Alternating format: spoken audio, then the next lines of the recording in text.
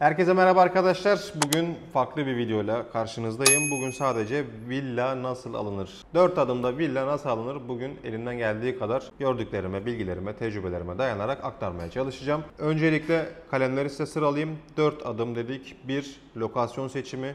2. İnşaat kalitesi.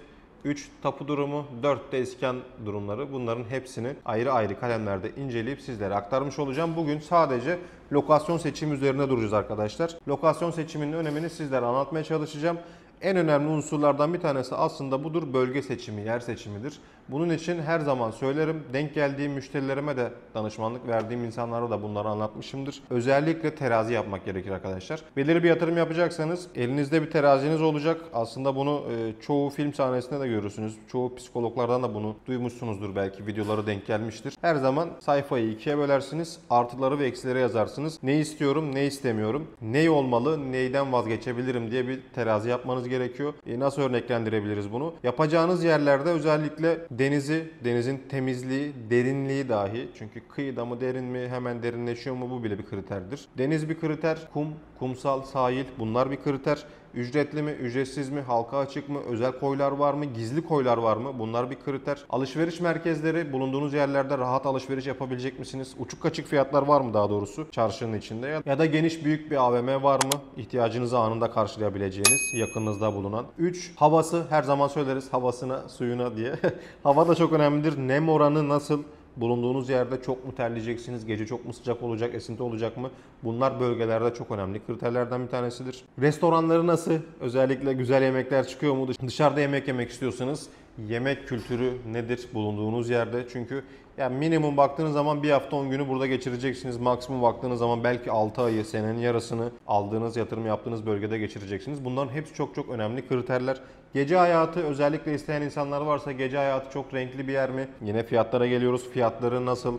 Mekanları nasıl, yerleri nasıl, bunların hepsi bir kriterdir. Ulaşımı çok büyük bir kriterdir. Havaalanına yakın mı? Özel araçla gelmek istemiyorsanız ulaşımı gerçekten çok önemli arkadaşlar. Çünkü bugün ya belki kışın bile aklınıza yatırım yaptığınız yerde aldığınız villada kışın bile gitmek isteyeceksiniz. İşte uçağa atladım, indim. Hemen işte serviste ya da araba kiraladım. Kaç dakikam alacak? Havaalanından aldığım yer ne kadar uzaklıkta? Bölgesi çok önemli. Bir bölge seçtiniz, aldınız. Evet, çok güzel, beğendiniz, araştırdınız, çok mutlu oldunuz ama yanlarında da en azından gezip görebileceğiniz yerler ne kadar var onu da bilmek gerekir. Çok önemli bir kriterdir. Çünkü bir yaz geçirirsin, 2 yaz geçirirsin, 3. yaz belki sıkılırsın, yerinde satmak istemezsin, çok seviyorsundur. Ama çevre yerleri de görmek istersin. Bu her insanın mutlaka yaşadığı bir durumdur. Çevrede gidip görebileceğin yerler var mı? Buralar nelerdir? Önden ön bilgi almak bence çok önemli. Kriterler aslında çok önemli. Aklıma gelmişken mesela balık bile bir kriterdir arkadaşlar. Örnek vermek gerekirse ki gerekecek. Özellikle aklıma geldiği için söylüyorum. Ahmet abi, sana çok selamlar. Ahmet abi yat kaptanıydı arkadaşlar. Bundan 10 yıl önce yaşadığım bir olayı size anlatacağım. Kendisinin balık merakı var. Özellikle kuzu balığı çok seviyor. Mercan balığı çok seviyor. Bakıyor, ediyor, neresi var, neresi yok. Alanya'da tanışmıştım kendisiyle. Hala oradaysa. Alanya'da bu balıkların merakı çok fazla olduğu için, orada da güzel balıklar çıktığı için, bu sevdiği balıklar çıktığı için özellikle yatırımını Alanya'ya yönlendirmişti. Alanya'ya geldiğinde ben kendisine söylemiştim, ya buranın nem oranı çok fazla. Yani yapamazsın, edemezsin, duramazsın ama kendisi terazisini yaptı. Vazgeçemeyeceği tek şeyi belirledi ve geri kalan her şeyi sildiği için yatırımlarını tamamen de oraya yapmakta bir sakınca görmedi arkadaşlar. Bu sizin için de bence geçerli olmalı. Niye? Çünkü seçtiğiniz yerlerde gittiğinizde pişman olacağınız şeyler de olacak. Bunları tabii ki dediğim gibi elemek gerekir ya da hangisinden vazgeçeceğim, hangisinden vazgeçmeyeceğim, bu çok önemli. Bölge olarak bakarsak Mersin, Anamur, Alanya, Antalya, arada Manavgat, Belek, Serik, Kemer, buralarda nem oranı aşırıdır. Sizi çok rahatsız eder. Ama bu önemli değil diyorsanız, ki ben kendim 6 yıl o bölgede yaşadım. Ya çok da rahatsız olmadım. Benim için farklı kriterler vardı. Sizin için de bu şekilde olabilir. Ya da Alanya için örnek veriyorsak, Antalya için örnek veriyorsak ya da o bölgenin en büyük diskosu, gece hayatı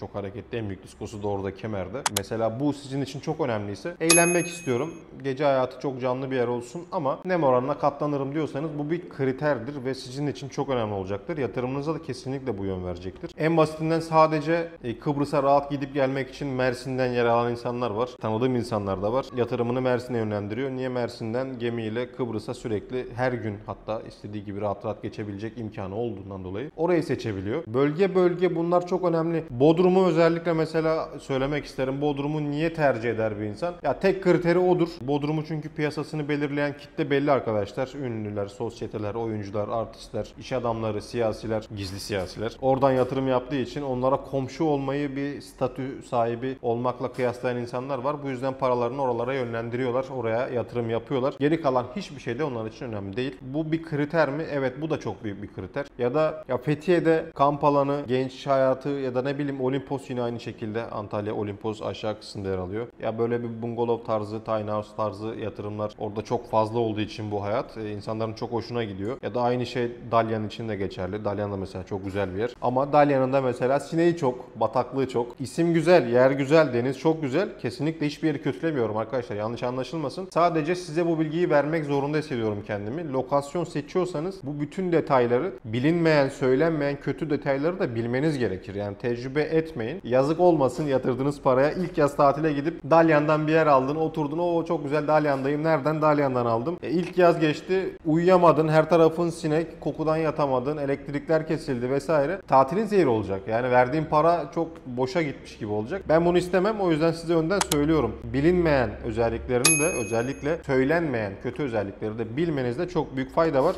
Bunu kimse söylemez. Özellikle o bölgenin esnafları kesinlikle söylemez. Çünkü kimse yaşadığı yeri kötülemek istemez ama doğru söyleyeni de 9 köyden kovuyorlar. Bu yüzden kimse anlatmak istemiyor. Ben bildiğim kadarıyla anlatırım. Dalyan'da sinek çok. Peşin peşin söyleyeyim. Bataklık çok. Dalaman'da yine aynı şekilde. Dalaman'da sadece Sarıkemer diye bir bölge var. Tamamıyla İngilizlere ait. Yani enteresan, çok şaşırmıştım. Yerde izmarit dahi bulamazsınız. Eğer sessizliği, temizliği, düzeni ve belirli bir seviyeyi kriter olarak kendinize koyduysanız o bölgeleri mesela seçebilirsiniz. Ya da oradan yukarı doğru gelirsek Köyceğiz. Çok güzel bir gölü var. Sessiz, sakin. Özellikle İstanbul'da yaşayan insanların tercih ettiği bir bölge. Çok gördüm çünkü oraya gittim, gezdim. Gölü çok güzel. Gölden denize de açılabiliyorsunuz. Çok güzel bir kanalı var. Oradan tekne turu yapabiliyorsunuz. Ya da Köyceğiz'den biraz daha yaklaşıyorsunuz. Ne bileyim Marmaris'i var. Gece hayatı çok canlıdır bu arada. Benim gördüğüm en azından sabah 6'ya kadar, 5.30-6'ya kadar full time hareketli giden, orası da gene İngilizlerin uğrak tercih ettiği yerlerden bir tanesi. Ya da ne bileyim yukarı doğru geliyorsunuz. Bodrum'u var. Çok bilinen artık yani. Bodrum. Bodrum'da artık İstanbul gibi olmuş. Farklı farklı bölgelere ayrılmış. İşte Yalıkavak'ı başka, Türkbükü başka, Gündoğan'ı başka, ki Gündoğan fiyat olarak bildiğim kadarıyla Bodrum'da en uygun yerler. Yani uygun dediğimde size şöyle gelmesin, işte 2 milyona daire alıyorum gibi değil de, yani Yalıkavak'ta 200 milyon liraysa bir villa, Gündoğan'da 50 milyona, 45 milyona rahatlıkla çok güzel villalar bulunabilir. Ya da biraz daha geriye geldiğinizde Güllük var. Milas diye geçer ama Bodrum'un tam girişidir. Orada da çok güzel mimari yapılar var. Çok güzel müstakil villalar var. Tercih edilir. Havası da çok güzeldir. Ya da biraz daha geriye geldiğiniz için bölge bölge geçiyorum böyle ama aklıma geldiği kadarıyla. Yani şu anda düşündüğümde özellikle yazıp not almadım. Aklıma geldiği kadarıyla geçmeye çalışıyorum. Biraz daha geriye gelirseniz işte Kazıklıkoy var. Kazıklıkoy da çok güzeldir. Kıyıkışlacık var. Kıyıkışlacık benim çok beğendiğim. Çoğu insanın da şu anda bu videoyu kaç kişi izleyecek bilmiyorum. %90'ının bilmediği bir bölge. Mutlaka görmenizi isterim. Çok güzel bir yer. Tarihi olarak özellikle sessizlik, sakinlik, bir balıkçı koyu diye geçer. Kıyıkışlacığı var. Bodrum hemen karşısında, yanında. Kıyıkışlacıktan biraz daha ilerlediğiniz zaman Kazıklıkoyu'na geliyorsunuz. Bozbük var. Biraz daha ileride büyük bir otel var. İsim vermeyelim. Çok büyük bir otel var. Meşhur bir otel var. Ya da oradan biraz daha geliyorsunuz Akbük. Akbük'ü ama ben kış için tavsiye etmiyorum. Yani kışları Akbük biraz daha sıkıntı. Çok sakin ve ıssız oluyor. Ya da biraz daha tarafa doğru geldiğinizde Didim'e geliyorsunuz. Didim'in de farklı özellikleri yok mu? Tabii ki var. Tercih edilme özellikleri çok fazlaca var. Ama burada en büyük özelliklerden bir tanesi denizidir. Gelen her müşteriden aynı şeyi duyarız. Ya da Didim'den biraz daha ilerlediğiniz zaman Kuşadası'na geliyorsunuz. Kuşadası'nın işte Milli Park mutlaka biliyorsunuzdur. Bilmiyorsanız mutlaka gidip görün, gezin. Çok beğeneceğiniz bir bölge. Kuşadası var. Kuşadası'nın kriterleri çok başka. Davutları, Güzelçamlısı, Kadınlar Denizi çok başka. Kuşadası'ndan biraz daha gidiyorsunuz. İzmir'e girdiğiniz sahiller, Özderesi, Gümüldürü, Ürkmezi, Seferihisar'ı, Urla'sı, Çeşme'si saymakla bitiremezsiniz. Dediğim gibi, ya da dedim mi bilmiyorum artık. Türkiye'de yazlık olarak, yazlık kıyı şeridi, deniz olarak baktığınız, bakabileceğiniz ya binlerce alternatif var. Hepsinin kendine ayrı özellikleri var. Ama benim en çok dikkat ettiğim Özellikle size söylemek istediğim şeylerden bir tanesi de bu. Yatırım arkadaşlar. Aldığınız şeyin fiyatı değil. Geleceği çok önemli. Bu yüzden bu kriterler arasına, yaptığınız terazi arasına denize yakınlığı da mutlaka koymanızı isterim. Ben özellikle denize yakın yerlerden mülk alınması taraftarı asla değilim. Şöyle bir örnekle kabaca size anlatabilirim bunu. Denizin hemen dibinde ben deniz görmek istiyorum. Denize yakın mı? Denizin dibinde mi? Plaja yakın mı? Adım atıp geçebiliyor muyum diye talepler var. Yani şöyle düşünebilirsiniz arkadaşlar. Denize yakın Türkiye'de her yer pahalıdır. Bu artık altın bir kuraldır. Bunu hiçbir yerde aşamazsınız. Yani Trabzon'a bile gitseniz, Zonguldak'a bile gitseniz denize yakınsa fiyat her zaman farklıdır. Ama ya 1 kilometre, 1500 metre, 2 kilometre yukarı çıkıyorsunuz. Fiyat yarı yarıya düşüyor. Ya çok büyük bir faktör bu. Yani örnek olarak size nasıl söyleyebilirim? Denize yakın bir yer aldın abi. Fiyatı kaç? Misal 10 milyon. Denizin dibinde, plajdasın. 10 milyona bir villa aldın. Ama arka taraflara gidiyorsun. 1500 metre geride bir yer alabiliyorsun. 10 milyona aldığından 2 milyona alabiliyorsun mesela. Aynı özellikler ama arsası daha kıymetli diye. Arsası daha pahalı diye. Yoksa inşaat aynı inşaat. Tuğla aynı tuğla. Beton aynı beton. Demir aynı demir. Aynı kalite. Bir tarafta 2 milyona bulabildiğin şeyi bir tarafta 10 milyona veriyorsun. Aradan 5 sene geçiyor. 10 milyona aldığın şey 5 senede 100 milyon oluyor diyelim. 10 kat. Ama 2 milyona aldığın şey o da 100 milyonu yakalıyor 5 sene sonra. Çok acayip çünkü her taraf doluyor. Orası da kıymetleniyor artık. Ön taraf şiştiği için arka taraf bu sefer onu yakalamaya çalışıyor. Ona bakıyorsun 50 kat. Yani bunu şu anda tecrübe etmeyenler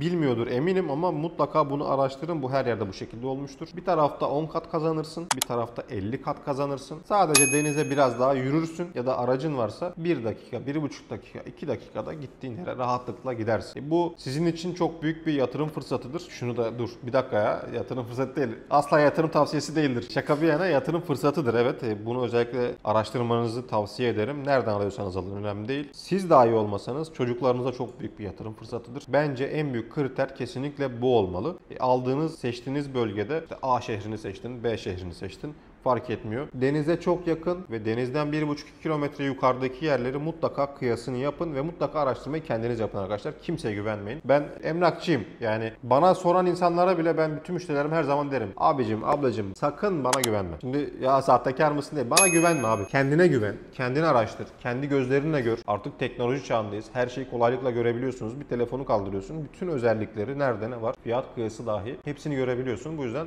dediğim gibi araştırmanızı sağlıklı yapın. Yatırımlarınızı özellikle villa alırken, müstakil villa, bitişik villa, site içinde fark etmiyor. Villa alırken özellikle bu kriterleri lokasyon seçiminde mutlaka uygulayın arkadaşlar. Benim söylemek istediğim başka bir şey de şu. Aldığınız yerlerde mutlaka boş olsun. Yani sağı, solu, arkası, önü mutlaka boş olsun ki daha sonra geliştiğinde size güzel yatırım fırsatı vermiş olsun. Lokasyon seçiminde yapacağınız kriterlerin sayısı fazlaca bulunuyor. Her zaman söylerim, terazinizi doğru yapın, kriterlerinizi belirleyin, bölgenizi seçin, araştırmanızı yapın, mutlu mesut villanızı alın, keyfini çıkarmaya başlayın.